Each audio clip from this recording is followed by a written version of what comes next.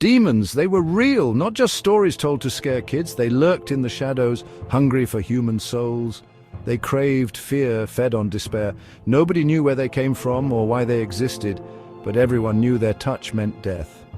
Cale grew up hearing these stories. His village, nestled at the edge of a dark forest, lived in constant fear.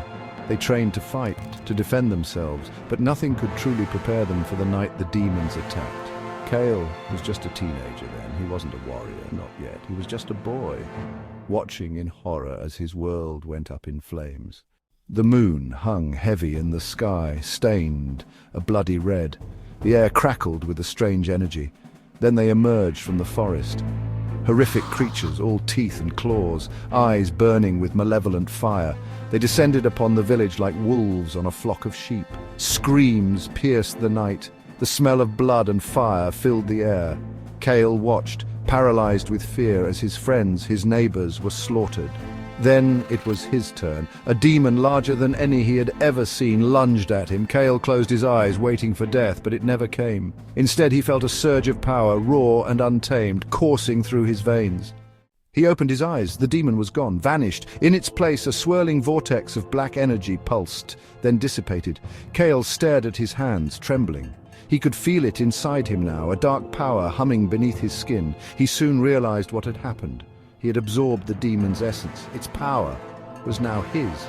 It was exhilarating and terrifying all at once. He felt stronger, faster, but something was different, darker. The villagers, the few who survived, looked at him with fear, with suspicion. He was no longer just Cale, the boy they knew. He was something else now, a demon slayer, yes, but also something more, something unsettling. Years passed. Cale honed his newfound abilities, becoming a formidable warrior. He hunted down demons, drawn to their darkness like a moth to a flame.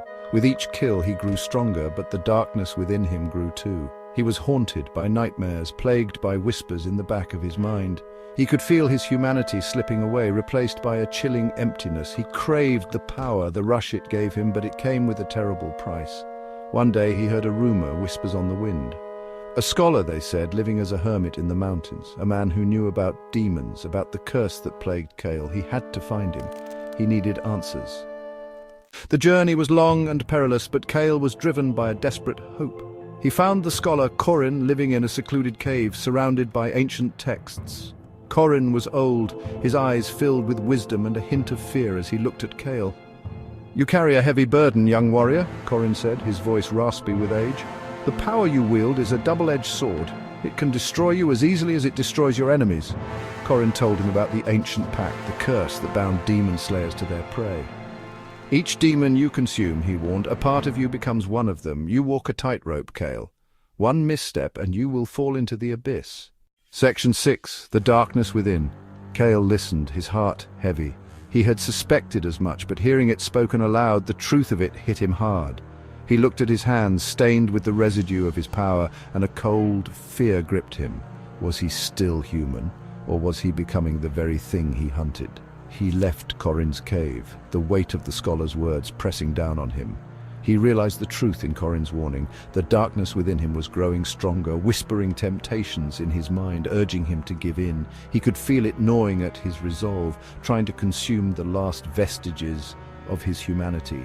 He had to fight it, had to find a way to control the darkness, or it would consume him entirely. Section 7. A Glimmer of Hope. Corin had given him a sliver of hope, a path he could take, a dangerous path, fraught with peril, but a path nonetheless.